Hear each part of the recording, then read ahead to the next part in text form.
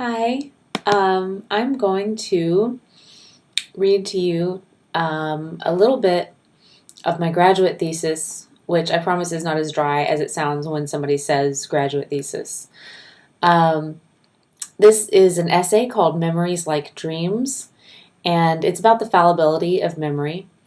And I hope you like it because I am thinking about putting the rest of the thesis out there in the world on its own. I wrote this about 4 years ago, and I just kind of feel like it's time to put it out there. So here's the first piece that I'm ready to share with the world. Memories like dreams. Who taught you to kiss? How do you learn such a strange thing? My mother gave me Eskimo kisses, or sweet little pecks, as she called me her baby and sent me to bed. My dad kissed me too and hugged me tight against his bristly cheek. But this was all so natural. There was a routine. I'd hug and kiss Dad goodnight, and then Mom would take me upstairs to tuck me in. And when I got older, I'd go to each of them for a goodnight hug and kiss, and then I'd tuck myself in. But there's a different kind of kissing, of course, and it is something you have to learn. My cousin taught me how to kiss, or at least that's how I remember it.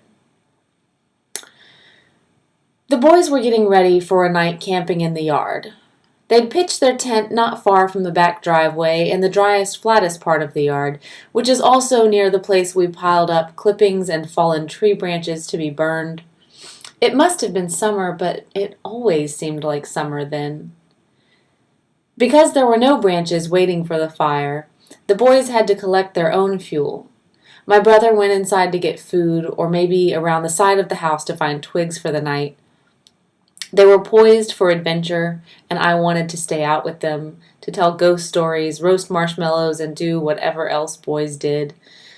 I didn't want to go inside and have someone brush my hair and send me to bed early.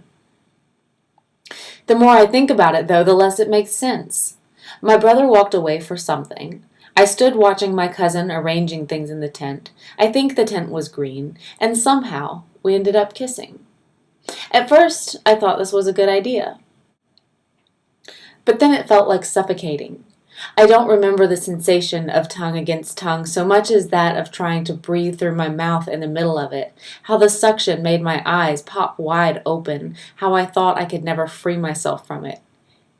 Incidentally, closing one's eyes during kissing is not a matter of passion, but one of visual protection.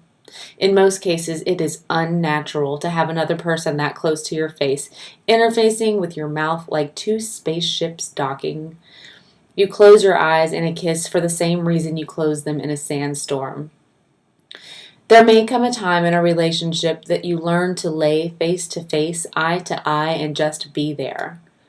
You learn that it's possible to see a whole person just by getting very close to his eyes and watching them dilate, contract, open, shut, smile, and pierce.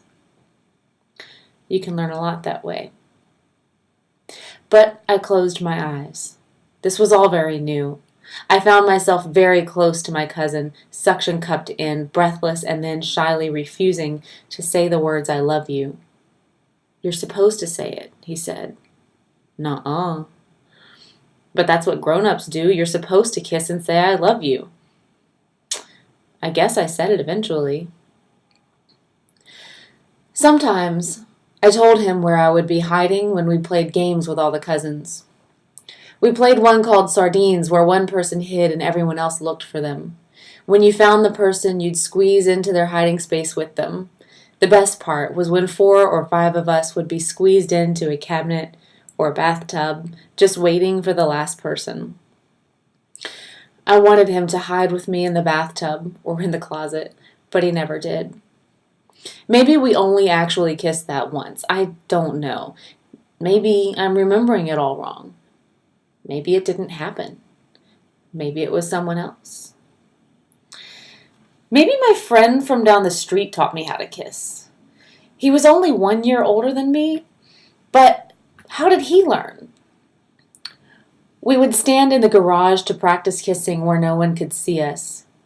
Open your mouth, tilt your head, close your mouth, kiss.